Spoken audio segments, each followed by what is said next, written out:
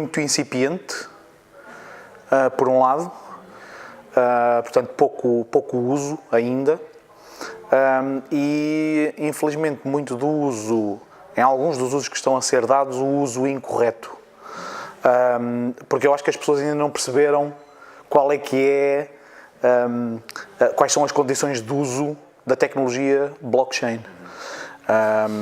Vamos lá ver, de uma forma simplista, a blockchain é um sistema de gestão de base de dados. Mais nada, puro e simples.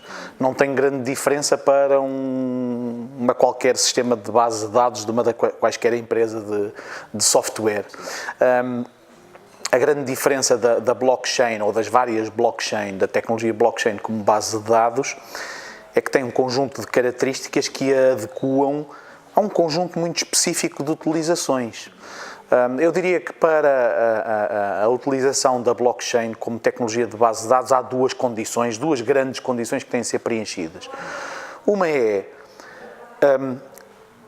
têm que estar envolvidas múltiplas entidades. Ou seja, não faz sentido a uma empresa que precisa de guardar os seus dados usar uma blockchain. Não faz sentido. O que faz sentido é quando nós temos, por exemplo, um grupo de empresas que colabora, por exemplo, numa cadeia logística e quer guardar dados comuns às várias empresas. A blockchain faz sentido é, por exemplo, quando nós temos, vamos imaginar, um conjunto de escolas a nível mundial e que precisam de registar os dados comuns dos créditos académicos numa base de dados comum. Portanto, uma escola guardar os seus dados académicos numa blockchain não faz sentido. O que faz sentido é quando temos múltiplas escolas que precisam de partilhar dados comuns. Portanto, primeira condição, haver uma multiplicidade de organizações envolvidas. A segunda condição é os dados que são para ser registados nessa base de dados é a condição sine qua non, ou condição fundamental, que sejam dados que têm que ser imutáveis, que não podem ser alterados. Eu diria que apenas com a conjunção destes dois casos é que faz sentido a utilização da blockchain.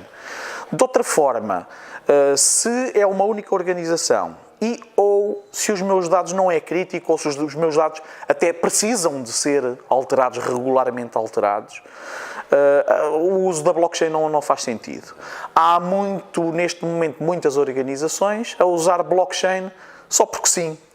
Porque é moda, porque é a última tecnologia de ponta, sem olhar à razão por que vão utilizar.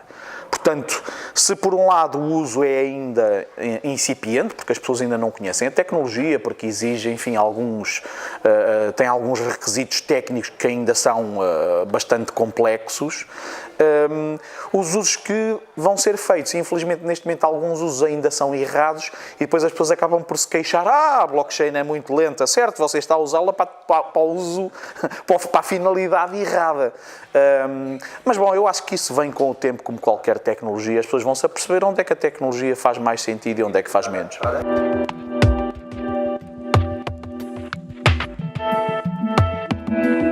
Vamos imaginar uma universidade. Registra os seus dados académicos, nomeadamente as notas, numa base de dados central, a sua base de dados. Sendo uma base de dados tradicional, centralizada, monolítica, é relativamente fácil de alterar, nomeadamente a universidade, quando precisa altera os dados. Também é fácil de alterar, e tem acontecido algumas vezes, um aluno qualquer com mais expediente tecnológico alterar os seus registros. Se nós temos múltiplas instituições académicas que partilham os registros académicos, temos um problema que é, se usarmos bases de dados centralizadas e monolíticas, cada uma usar a sua, temos um problema que é, como é que eu sei que a outra universidade, se eu integrar os dados de todas as bases de dados, como é que eu sei que a outra universidade, os dados dela não foram alterados, se calhar indevidamente? Para além de que o próprio problema da integração é complicado, quando eu tenho dezenas de bases de dados, dar acesso à minha base de dados a dezenas de outros colaboradores ou participantes na rede, torna-se complicado. O que é que a blockchain traz? A blockchain é um sistema de base de dados descentralizado, portanto pode estar distribuído por vários computadores, pode estar distribuído por vários computadores, descentralizado, pode ser gerido por várias organizações. E o que é que acontece? Todas estas organizações colocam os dados na blockchain e todas elas, pelo mecanismo de consenso da blockchain, são obrigadas, votam para validar qualquer registro que seja feito ou qualquer registro que seja apagado.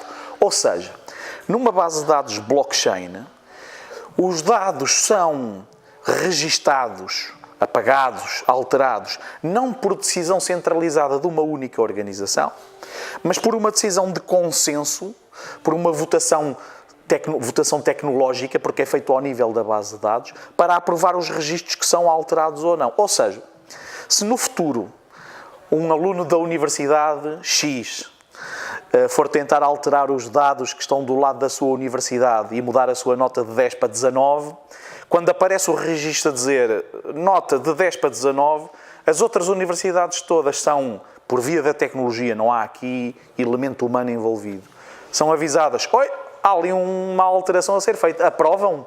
E todas elas podem dizer, não aprovamos, não estamos de acordo, isso não foi aprovado aqui pela nossa parte. Portanto, é isto que a tecnologia de blockchain traz às organizações, nomeadamente aos consórcios, às redes de organizações que são cada vez mais frequentes, traz uma forma de gerir de forma conjunta e consensual uma base de dados, de forma distribuída, descentralizada. Portanto, esta é a grande vantagem da tecnologia. Eu, como opinião pessoal, ponto número 1, e como opinião institucional, tanto como empresário na área destas tecnologias, como membro da Associação Portuguesa de Blockchain e Criptomoedas, portanto, tanto a nível pessoal como a nível organizacional, podiam ser diferentes, mas a minha opinião é que deve haver regulação, terá que haver regulação. Regulação não no sentido de legislação e regras extremamente apertadas, porque isso será um erro crasso, matará toda a capacidade de inovação, de desenvolvimento, de crescimento, de aparecimento de startups, de criação de patentes. Eu acho que a regulação é inevitável, como em qualquer atividade humana, e porque, por outro lado, estas áreas são também sempre, tudo o que é área nova de tecnologia, aconteceu com todas as tecnologias, presta-se muito, por causa da falta de informação das pessoas, presta-se muito a fraudes, enganos, mentiras, esquemas, enfim. E a regulação é importante para, de facto, eliminar do mercado alguns players, enfim, que não se podem dizer que sejam ortodoxos, e também para colocar barreiras à entrada desse tipo de players.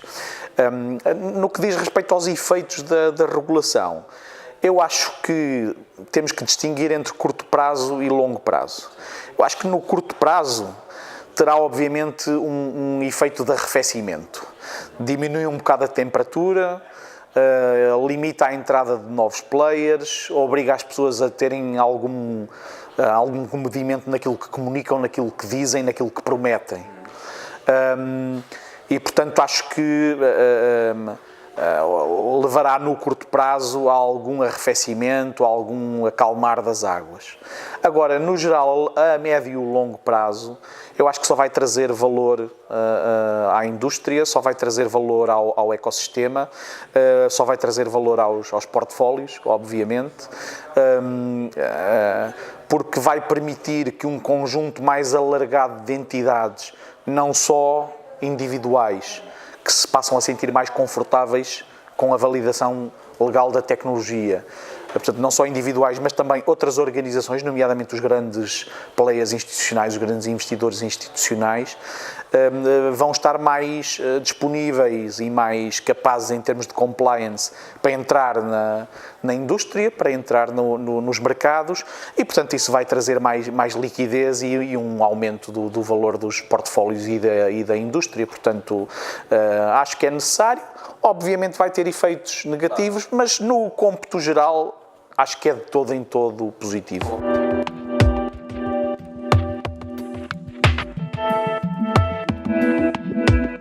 Sim, há muita gente que faz comparações com o período das .com, o fim da década de 90, e não sabe do que é que está a falar, porque qualquer pessoa com menos de 30 anos que faça essa comparação, alguns deles vice-presidentes do JP Morgan e da Goldman Sachs não sabem do que é que estão a falar. Eu sei do que é que estou a falar, porque eu estava lá, com 50 anos, no boom das .com a partir de 95, criei uma das primeiras empresas de internet em Portugal, ajudei a construir parte da internet em Portugal, portanto estive envolvido diretamente nesse período, nessa construção. E sim, há uma série de presenças desta tecnologia, dos impactos que pode ter com todo o período a seguir ao aparecimento comercial da internet em 1991. Há uma série de paralelos que se podem fazer a vários níveis, inclusive ao nível da regulação, como estávamos ainda agora a falar, mas quer dizer, para todos os efeitos, eu diria que nós neste momento, e eu volto a dizer, eu tenho 50 anos e eu estava lá, portanto eu posso falar, as criptomoedas neste momento é quase como o e-mail. Na altura, há 30 anos atrás, ou seja, ainda está para aparecer na blockchain a Amazon, o eBay, o Facebook, o Google da blockchain. Portanto, sim, há claramente uma série de paralelos, o que significa que eu acho que vão haver outros paralelos também. Muita gente acha que o pico do valor das criptomoedas foi em dezembro de 2017, com a Bitcoin quase a chegar aos $20.000. E estão muito enganadas. O .com também teve esse primeiro pico ali em 1996, 97, quando foi o IPO da Netscape, e depois só teve o grande pico mais tarde em 1999, 2000 e depois o burst em 2001, o bubble burst em 2001. Portanto, eu acho que o grande pico das criptomoedas ainda está para vir, mas concordo que vai ser mais rápido. Vai tudo acontecer mais rápido do que aconteceu com as .com, ou seja, o meu feeling geral é que a partir do momento que haja regulação, nomeadamente durante este ano, e com a entrada dos grandes players, nomeadamente durante este ano, estamos a falar de Nasdaq como exchange, estamos a falar de JP Morgan, e de outros bancos e de outras entidades financeiras a entrarem em grande na área das criptomoedas. Eu acho que durante este ano, início do próximo, vamos ter um pico bastante maior. Vamos ter a seguir, garantidamente, um crash semelhante, vamos ter não vou chamar crash para que pareça mal, vamos ter um ajuste, uma correção, como aconteceu com o boom das .com. Agora, também acho que a aceleração que referiste, o boom das .com, portanto, o mercado caiu fortemente ali a seguir a 2001, mas passado 3, 4 anos tinha recuperado. E depois tinha recuperado, não é propriamente tinha recuperado, as pessoas tinham voltado à linha d'água e depois demorou quase 10 anos a chegar ao mesmo pico de valor.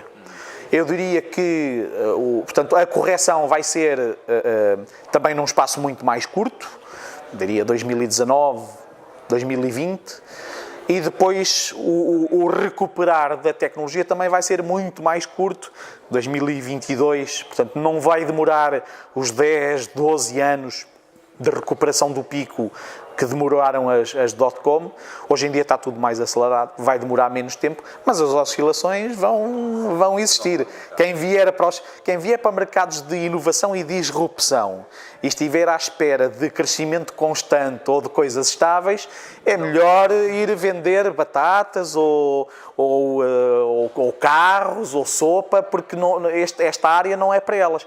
Claramente, se as pessoas acham que é nos momentos de disrupção e de inovação que é criado valor, e é por isso que eu acho que esta altura, esta fase, esta tecnologia é interessante, têm também que estar preparadas para o desaparecimento momentâneo ou repentino de valor. É assim que funcionam as tecnologias inovadoras e disruptivas. Quem não quiser, tem outros sítios onde empregar o seu dinheiro.